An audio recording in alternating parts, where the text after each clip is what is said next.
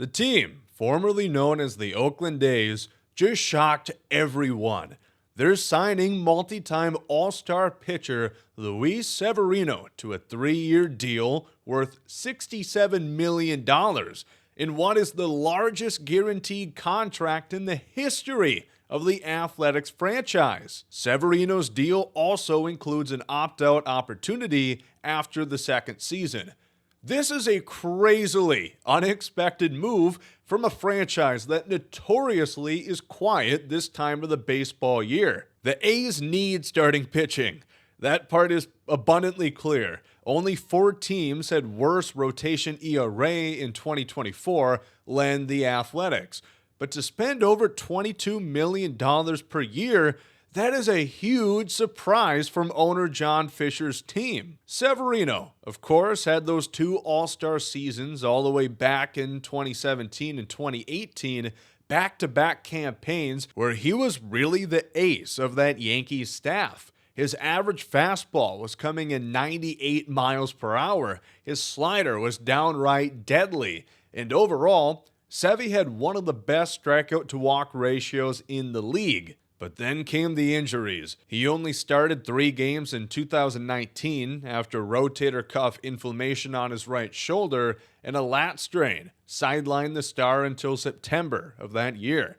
And just a few months later, Severino would undergo Tommy John surgery to repair a partially torn UCL. He didn't make his way back on the hill until late in the 2021 schedule, throwing just 7 total innings in the regular and postseason. Sevy brought just over 100 innings of 3.18 ERA baseball in 2022, and it looked like everything with him and the Yankees was kind of back on track. But 2023 was an absolute disaster. Luis was one of the worst pitchers in all of baseball, holding a 6.65 ERA alongside a 1.65 whip. He became a free agent where he signed with the Mets last offseason, and he looked far better. It wasn't perfect, but Sevy got in a full season's of work, 182 innings, and looked pretty good, although he's not the same pitcher he once was. Back in 2017 and 18, Luis was a 3-pitch guy.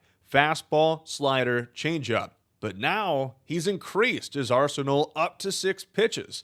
As a result of his 4-seamer not overpowering hitters quite as much with its velocity, his fastball has dropped a few points and the league has adjusted.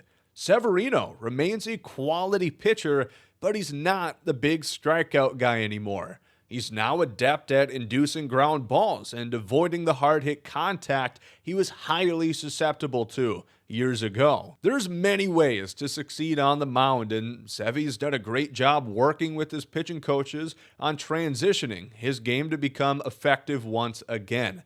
I like the signing from the A's. Again, we've seen the starting pitcher market be valued far higher than a lot of people initially expected.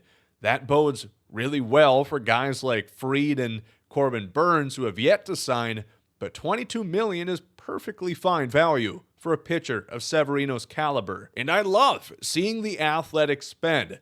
Obviously, they're kind of in the in-between phase of relocation. They'll play in Sacramento at the minor league Sutter Health Park before their expected arrival into Las Vegas in 2028.